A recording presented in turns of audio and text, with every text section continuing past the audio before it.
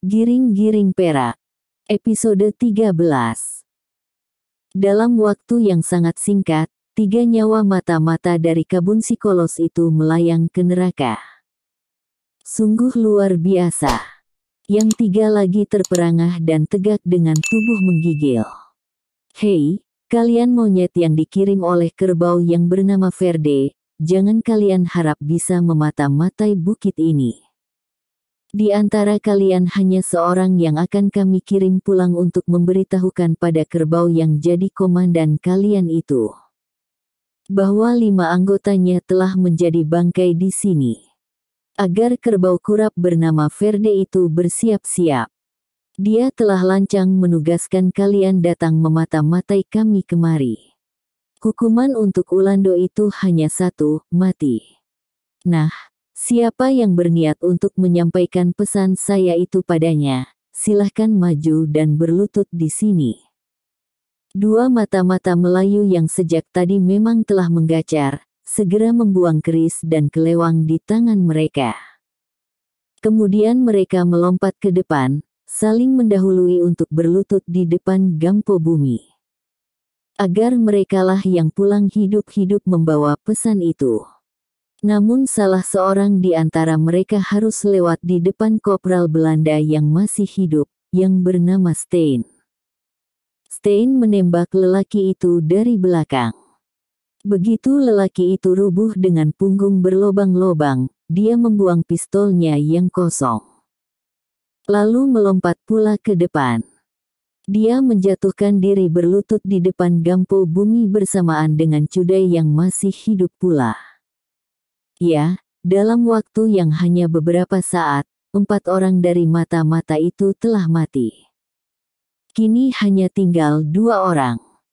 1 orang bernama Cudai, dan yang satu lagi Kopral Belanda bernama Stein.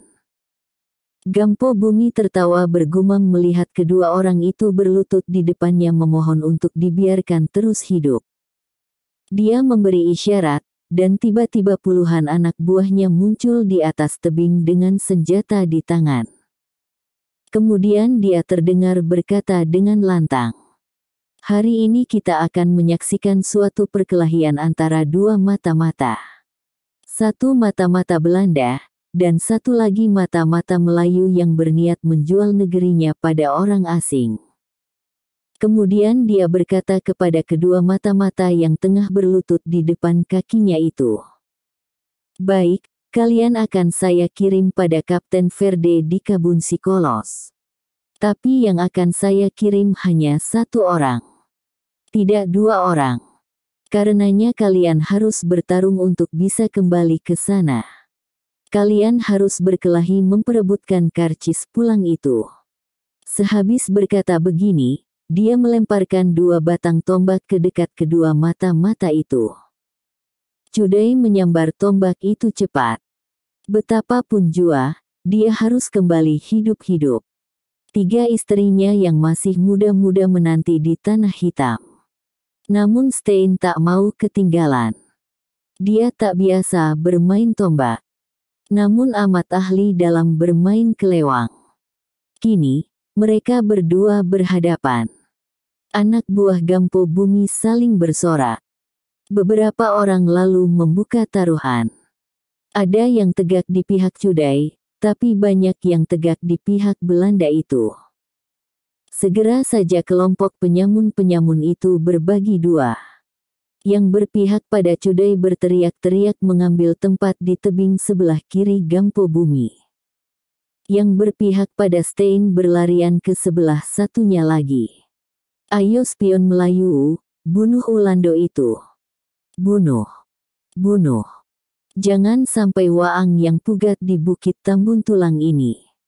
Tusuk perutnya." Seru yang berpihak pada Cudai memberi semangat. Tapi yang menjago Stein tak mau kalah, mereka berseru-seru pula sambil bertepuk-tepuk tangan.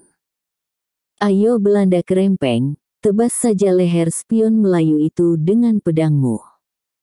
Ayo. Kalau kau menang, separuh uang taruhan ini boleh kau ambil. Dan di atas sana ada seorang perempuan milikku, kau pakai dia 2 hari 2 malam. Ayo! Pekik sorak diselingi tawa gemuruh merobek belantara tambun tulang yang biasanya hanya memperdengarkan nyanyian maut itu. Mereka berpekikan. Gampo Bumi tertawa menggerendeng melihat anak buahnya bersukaria. Mereka memang mendapat hiburan hari ini. Jarang peristiwa seperti ini terjadi. Biasanya hiburan mereka hanyalah main perempuan. Atau berjudi bila tak ada mangsa yang lalu. Kini mereka menonton orang berperang mempertahankan nyawanya. Begitulah kehidupan, bila sudah sampai pada soal hidup atau mati, orang lupa pada harga diri.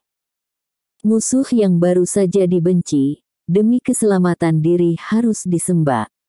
Jika perlu, mereka harus saling bunuh sesama teman untuk kehidupan mereka. Di kalangan pesilat aliran putih, yaitu pesilat-pesilat yang mengutamakan keperwiraan dan kebenaran, hal seperti yang dilakukan dua mata-mata ini takkan pernah terjadi. Pesilat-pesilat aliran putih lebih baik mati berjuang sampai tetes darah terakhir melawan ratusan penyerang daripada harus mati saling berbunuhan dengan teman sendiri demi keselamatan pribadi. Dari sikap kedua mata-mata ini dapat diukur sampai di mana moral mereka sebenarnya. Sementara itu, perkelahian di antara kedua orang itu makin seru. Bahu Cudai telah luka menganga dihantam kelewang Stein. Tapi semangatnya untuk hidup mengalahkan rasa sakit yang dia rasakan. Dia memang ahli dalam bermain tombak. Suatu saat, Stein terpeleset tatkala kakinya terpijak sebuah batu sebesar tinju. Badannya doyong ke samping. Ini membuat tubuhnya juga miring. Pedang di tangan kanannya ikut terayun ke kanan. Saat itu dipergunakan dengan baik oleh Cudai. Tombaknya menghujam ke dada. Tapi kelewang Stein menangkis meski tak begitu sempurna.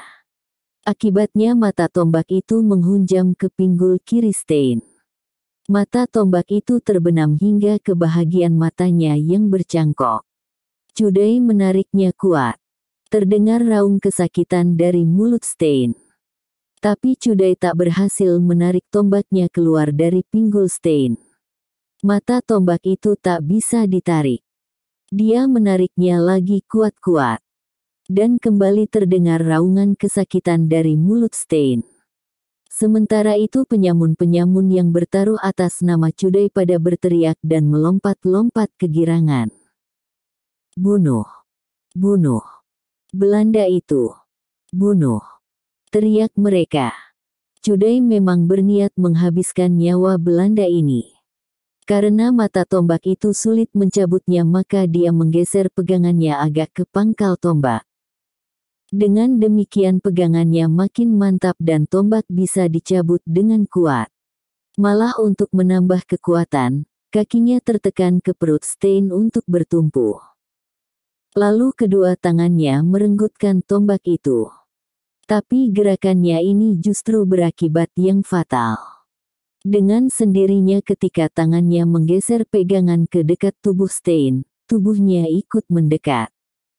Stein melihat kesempatan terakhir ini. Dengan menghimpun segenap tenaga yang ada, dia mengangkat kelewangnya. Di saat dia terpekik karena pinggulnya terbusai akibat mata tombak yang dicabut secara paksa itu, saat itu pula kelewangnya bekerja. Cudai tak mengira Belanda itu masih akan punya tenaga. Karenanya dia kurang waspada. Begitu tombaknya tercabut dengan bantuan dorongan kakinya, begitu tebasan pedang itu tiba di tangannya yang memegang tombak. Tak ampun lagi tangan kanannya putus hingga siku. Dia meraung.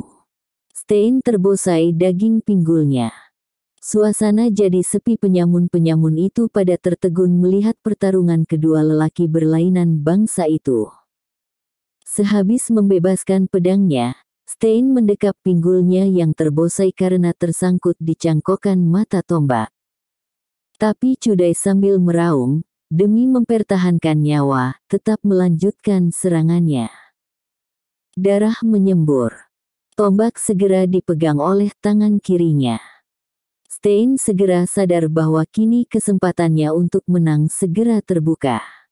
Dengan kesadaran demikian, dia lalu tegak dan maju. Kelewangnya dia hayunkan ke leher Cudai. Tapi lelaki ini menghadapkan lengannya yang putus itu ke wajah Stein. Maksudnya semula adalah untuk menyemburkan darah yang mengalir dari lengannya itu ke muka Stein. Dengan demikian, Belanda itu akan terhalang pandangannya oleh darahnya. Namun darahnya tidak cukup banyak menyembur, hingga tidak mencapai wajah Stein. Tapi meski demikian dia tetap beruntung. Stein tiba-tiba merasa perutnya mual melihat darah yang menyembur-nyembur seperti ledeng besar yang bocor itu. Dia tersurut, dan isi perutnya rasa membalik. Dia muak dan mual karena melihat darah terlalu banyak keluar. Kasihan Belanda yang satu itu. Menjadi tentara kompeni tanpa mental yang kuat. Dia muntah. Dan saat itulah tombak di tangan kiri Cudai melesat dengan kuat ke perutnya. Belanda itu tersurut 2 langkah. Muntahnya tak jadi menyembur, melainkan meleleh, sementara matanya terbelalak. Tombak itu terhujam hingga separuh ke perutnya. Tubuhnya limbung, dan dalam kesepian hutan belantara yang mencekam itu tubuhnya tiba-tiba tertelungkup. Namun tak sampai jatuh ke tanah. Pangkal tombak yang setengah depa lagi menahan tubuhnya. Mayatnya baru menyentuh tanah tatkala berat badannya membuat dia terguling ke samping. Cudai terduduk lemah. Di antara tempik sorak yang membahana dari penyamun-penyamun yang bertaruh di pihaknya, dia lalu merobek bajunya. Kemudian dengan robekan itu dia mengikat lengannya. Darah yang keluar tiba-tiba jadi mengecil. Namun wajahnya sudah demikian pucatnya. Dia lalu melangkah gontai ke arah Gampo Bumi. 2 langkah dia sanggup berjalan. Kemudian tertunduk di tanah. Terputus-putus dia bicara. Saya yang memenangkan perkelahian ini. Tolonglah tepati janji Gampo Bumi. Antarkan saya pulang ke Kabun Sikolos. Gampo Bumi mengangkat tangan. Anak buahnya yang bersorak tadi diam seketika. Di tengah sepinya rimba itu Gampo Bumi terdengar bersuara. Gampo Bumi tak pernah memungkiri janjinya. Telah saya katakan, bahwa yang menang dari pertarungan ini akan saya kirim ke Kabun Sikolos untuk menyampaikan berita pada Verde, bahwa gilirannya untuk mati telah tiba. Terima kasih. Terima kasih. Gampo Bumi tegak. Cudai yang telah lemah menuruti. Tapi dia segera terkejut tatkala tubuhnya diikatkan ke pohon kayu. Mau kalian apakan aku? Desisnya di antara wajahnya yang makin lama makin memucat. Gampo Bumi tertawa bergumam. Anak buahnya tegak mengelilingi Cudai. Telah kukatakan Buyung, tak seorang pun yang boleh memijak tanah Tambun Tulang ini tanpa seizin kami. Tapi kau telah berjanji untuk mengirimku pulang. Iya. Dan aku akan menepatinya. Tapi untuk apa aku kau ikat begini? Untuk membunuhmu. Wajah Cudai menegang. Jahanam. Penyamun jahanam. Kami memang jahanam Buyung. Kerja kami jelas di sini, yaitu menyamun. Tetapi engkau lebih jahanam lagi. Engkau bekerja pada Ulando untuk jadi mata-mata. Engkau bebas keluar masuk kampung menyiasati apa saja, untuk kemudian kau laporkan pada Ulando. Sejahat-jahat kami sebagai penyamun, kami bertarung dulu untuk hidup. Tapi kami tidak berniat menjual diri kami pada bangsa yang menjajah negeri ini. Bagi kami Ulando tetap musuh kami. Karena jiwa budakmu, engkau harus mati. Kepalamu berikut kepala Ulando yang kau bunuh tadi, akan dikirim pada Verde sebagai tanda bahwa mata-mata yang dia kirim telah mampus semuanya. Nah, Itulah bukti bahwa janji untuk mengirim dirimu pulang saya tepati. Bangkai-bangkai kalian akan tetap di rimba ini. Jika tidak harimau, maka ulat akan menyantapnya. Tapi engkau mujur. Kepalamu akan kami bungkus baik-baik dengan kain merah. Dan akan kami kirimkan dengan 3 utusan ke Kabun Sikolos. He. He. He. Anjing. Penyamun anjing. Babi. Hehe, tadi saya telah menonton Waang main kuda-kudaan dengan si Kamek di atas bukit sana. Waang memang kuat dan pandai main. Si Kamek benar-benar puas Waang buat. Sebagai hadiah, maka dia pula yang akan menyudahi nyawa Waang. Waang dapat melihat tubuhnya yang padat itu untuk terakhir kalinya. Sehabis berkata begini, Gampo Bumi memberi isyarat dengan bertepuk 2 kali. Dari atas bukit 2 orang lelaki seperti berlari turun ke bawah sambil menyeret tubuh seorang perempuan. Perempuan itu ditegakkan di depan Cudai. Dan di antara matanya yang masih kuyu, Cudai dapat mengenali perempuan itu. Dia adalah perempuan yang tadi dia sergap ketika mandi di sumur.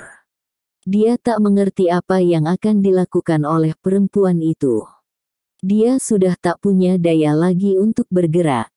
Ayo, mulailah tugasmu, ujar salah seorang wakil Gampo Bumi. Ayo, ayo, seru yang lain. Perempuan itu berumur sekitar 35 tahun.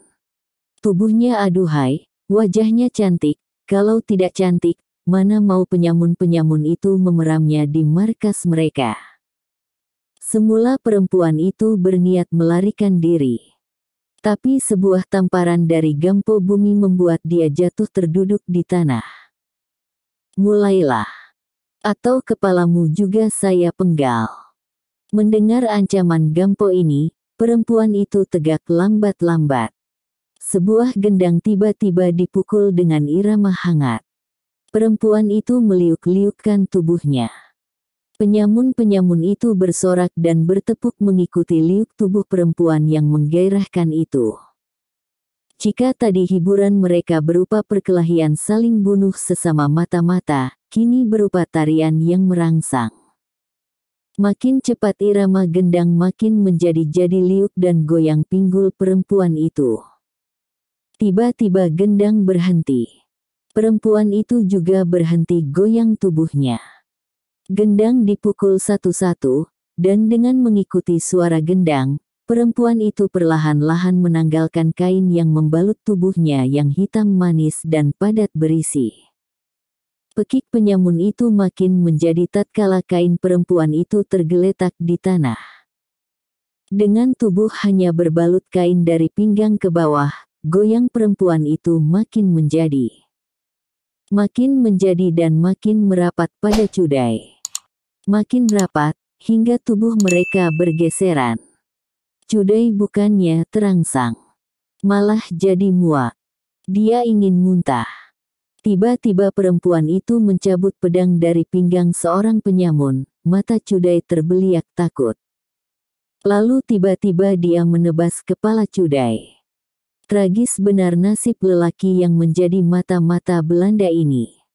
Dia disudahi oleh perempuan bertelanjang dada, yang justru belum beberapa saat sebelumnya dia nikmati tubuhnya. Kepala Cudai terguling ke tanah. Darah menyembur dari lehernya yang putus. Penyamun-penyamun itu bertepuk tangan dan bersorak. Perempuan itu rubuh tak sadarkan diri. Betapapun juga, harkat kewanitaannya tak bisa menerima perlakuan yang melebihi hewan itu. Tubuhnya dipangku kembali ke perkampungan di atas bukit. Kepala Cudai dan kepala Stein dibungkus dengan kain merah. Tubuh mereka diperbiarkan tergeletak di rimba itu. Dan acara hiburan bagi para penyamun hari itu berakhirlah sudah. Bukit itu kembali sepi. Kembali menjadi bukit tambun tulang yang menegakkan bulu roma. Tak seorang pun yang tahu, kapan kekejaman dan pembantaian di kawasan ini akan berakhir. Banyak cerita yang dituturkan turun-temurun tentang tragedi di bukit ini. Hari itu adalah hari balai di Kabun Sikolos dan sekitarnya. Orang-orang dari sekitar kampung itu pada berdatangan ke balai. Namun kehebohan besar terjadi. Semua orang berkumpul di depan markas Kapten Verde. Mereka pada menjauh dan tegak dengan perasaan takut. Di depan markas VOC itu lebih dari selusin serdadu kompeni kelihatan berjaga dengan senjata terhunus. Tak lama kemudian terdengar derap kuda mendekat. Yang datang tak lain dari Kapten Verde. Dia turun di depan markas. Kemudian kelihatan menanyai komandan markas. Komandan markas itu, seorang letnan, menunjukkan ke sebuah pohon 40 depa di depan markas. Kapten itu melangkah ke pohon tersebut diiringi oleh selusin anak buahnya. Di bawah pohon dia berhenti. Tubuhnya kelihatan menggigil karena berang. Sumpah serapahnya terdengar melengking-lengking. Dia meraih sebuah bedil dari anak buahnya. Kemudian mengarahkan pada orang-orang yang tegak menyaksikan peristiwa itu. Bedil belansa itu meledak. Terdengar pekik dan jerit dari penduduk yang terkena tembakan kapiten itu. 3 orang segera rubuh terkena serpihan peluru bedil balansa itu. Yang lain pada berlarian panik. Dalam waktu yang sangat singkat, pasar Kabun Sikolos itu jadi sepi. Sayuran, kain-kain dan segala macam jualan pagi itu, ditinggalkan berserak oleh pemiliknya. Mereka lari menyelamatkan nyawa mereka dari amukan kompeni yang kalap itu. Apa yang terjadi? Di dahan kayu di depan markas kompeni itu, ternyata tergantung 2 buah kepala. Kepala pertama adalah kepala Cudai. Kepala kedua adalah kepala Stein. Kepala mereka digantung dengan mengikatkan tali pada rambut mereka yang mengental oleh darah. Kemudian digantungkan pada dahan kayu tersebut. Pada batang kayu besar di mana kepala itu tergantung, sebuah surat yang ditulis dengan darah dipakukan dengan memakai sebuah pisau. Siapa saja yang lewat dapat membaca tulisan merah itu. Dan Kapten Verde juga membacanya. Surat itu tanpa tanda tangan. Tanpa nama pengirim. Tapi jelas siapa yang menempelkannya di sana. Pastilah pihak penguasa Bukit Tambun Tulang. Kepala serta surat berdarah itu nampaknya ditaruh malam tadi. Ketika semua penjaga tengah tertidur di dalam dinginnya malam yang menusuk tulang. Kapten Verde memerintahkan menurunkan kedua kepala itu. Kemudian dia merobek surat tersebut. Lalu berjalan ke markasnya. Di dalam markasnya, dia membariskan anak buahnya. Dia menanyai siapa yang piket malam tadi. 2 orang serdadu maju ke depan. Kalian lihat siapa yang menggantungkan kedua kepala itu di sana. Keduanya menggeleng, dan keduanya tiba-tiba kena tampar oleh si kapten. Kemana saja kalian, malam tadi? Bentaknya. Kedua serdadu itu belum sempat menjawab. Tatkala tamparan Verde kembali menghujam muka mereka berkali-kali. Tangkap dan kurung mereka sepekan. Perintah Verde setelah dia puas menangani anak buahnya yang lalai itu. 2 orang kurir segera dia utus ke Fort de Kock membawa suratnya. Kurir itu mengendarai kuda. Menjelang sore, kurir itu datang kembali bersama 20 pasukan berkuda yang dikirim oleh Kolonel de Chapelain. Kini, setelah ditambah dengan 20 orang pasukan berkuda, maka Kapten Verde memiliki 50 orang pasukan berkuda dengan senjata lengkap. Kapten Verde segera menyusun siasat. Dia tahu bahwa ke-6 mata-mata yang dia kirim sudah terbunuh semua di Bukit Tambun Tulang itu. Berita kematian mata-mata itu, dan pertempuran beberapa bulan yang lalu antara pasukan berkuda kompeni dengan penyamun di Tambun Tulang, yang berakhir dengan kocar-kacirnya pasukan berkuda company itu, membuat berang yang amat sangat di hati Jenderal de Kock. Perintahnya jelas, agar penyamun itu disikat semua. Maksud semula membiarkan penyamun-penyamun itu tetap di sana, agar mereka terus mengacau keamanan di Minangkabau, dan dengan demikian permusuhan antara orang-orang Minang tetap berlangsung, tak boleh lagi diteruskan. Artinya, penyamun-penyamun itu tak boleh lagi dibiarkan berkuasa di sana. Sebab mereka telah berani membunuh serdadu-serdadu company. Karenanya mereka harus dilenyapkan. Gerak cepat nampaknya dilakukan oleh Verde. Esok paginya, dia sendiri memimpin pasukan berkuda itu menyerbu ke Bukit Tambun Tulang. Namun sial lagi-lagi menimpanya, ketika dia sampai di jembatan kayu di Silayang Karyang, jembatan itu tiba-tiba runtuh. Untung saja tak ada korban nyawa. Daerah itu tak mungkin dituruni tanpa jembatan. Kalau akan melanjutkan perjalanan, maka orang harus merayap di dinding batu yang terjal belasan meter dalamnya. Anak buah Gampo Bumi telah meruntuhkan jembatan itu untuk menghalangi serbuan mereka. Jalan lain tak ada. Di kiri menganga jurang yang dalam dan berhutan lebat. Di kanan tegak batu cadas menjulang tinggi.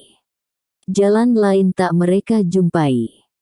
Kalau akan ke Bukit Tambun Tulang juga, maka jalan harus memutar ke tepi Danau Maninjau di Luhak Agam, atau ke tepi Danau Singkarak di Tanah Datar. Itu bisa memakan waktu sebulan lebih. Dari segi taktis, jelas ini tak ada manfaatnya. Dengan menyumpah-nyumpah Verde memimpin pasukannya kembali ke Kabun Sikolos. Penyerangan ke Tambun Tulang itu batal sudah. Namun ketika dia sampai ke Kabun Sikolos, dia kembali dibuat terkejut. Markas yang pagi tadi dia tinggalkan kini telah jadi abu. 4 orang serdadu company yang dia tinggalkan semua tergeletak tanpa nyawa. Dia memandang keliling. Api sudah berhenti memamah bangunan yang mereka jadikan markas itu. Puing-puingnya kelihatan mengepulkan asap di antara reruntuhannya.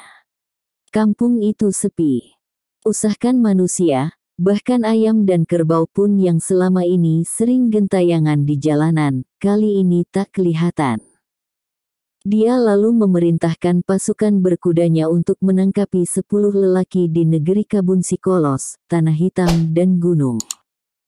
Dalam waktu yang tak begitu lama, ke-10 lelaki itu berhasil mereka dapatkan. Mereka tak mau tahu apakah lelaki-lelaki yang mereka tangkap itu berkeluarga atau tidak. Ke-10 lelaki itu dibariskan dengan tangan terikat di depan markas yang telah jadi abu tersebut. Kapten Verde memerintahkan untuk membuka baju mereka semua. Serdadu Belanda yang 50 orang itu melaksanakan tugas tersebut. Verde tegak di depan mereka. Hari sudah menjelang sore. Siapa di antara kalian yang melihat atau mengetahui siapa orangnya yang membakar markas ini? Tak ada yang menjawab. Tak satu pun. Verde mencabut pistolnya. Sebuah letusan bergema. Lelaki yang tegak paling ujung kanan, terpekik dan jatuh telungkup dengan dada bolong oleh serpihan peluru pistol itu. Siapa di antara kalian yang mengetahui pembakar markas ini, dan pembunuh keempat serdadu kami? Kembali dia bertanya. Ke-9 lelaki itu saling pandang. Kembali tak seorang pun yang berani buka mulut.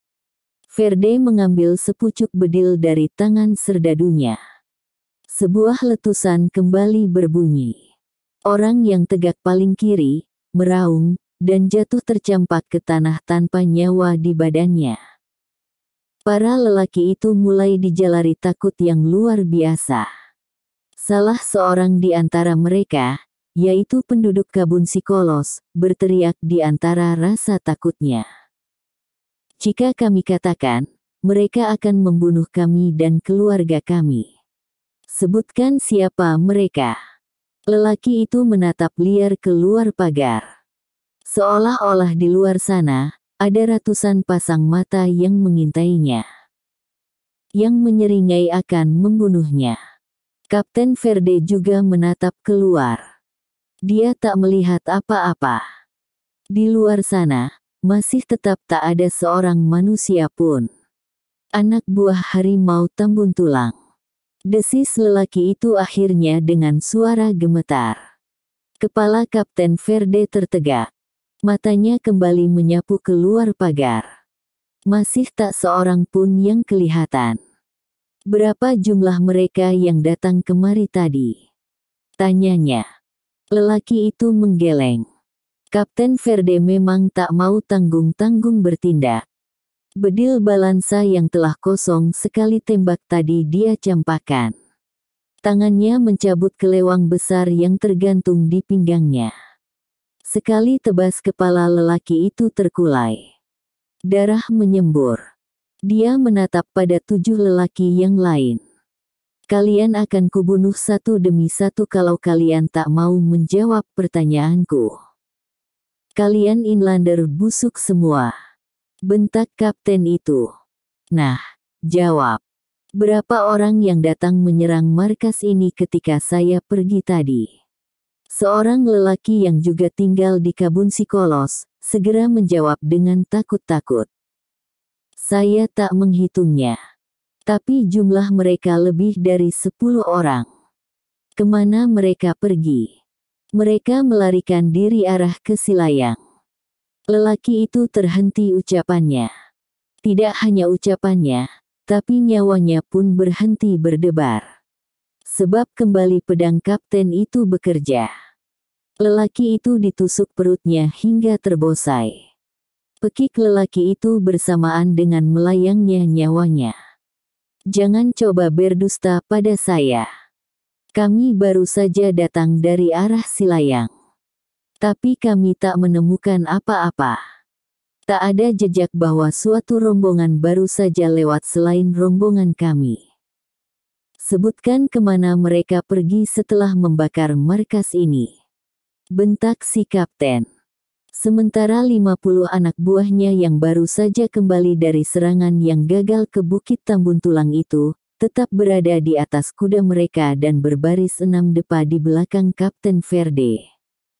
Tiba-tiba semua mereka dikejutkan oleh suara tawa yang nadanya melecehkan. Verde mengangkat kepala. Dia menatap 6 orang yang masih tersisa itu. Siapa di antara kalian yang tertawa kurang ajar itu he? Bentaknya. Keenam lelaki pribumi itu pada mengangkat kepala. Suara tawa mencemeh itu bergema lagi. Jelas bahwa yang tertawa itu bukanlah salah satu di antara ketujuh lelaki yang dibariskan itu.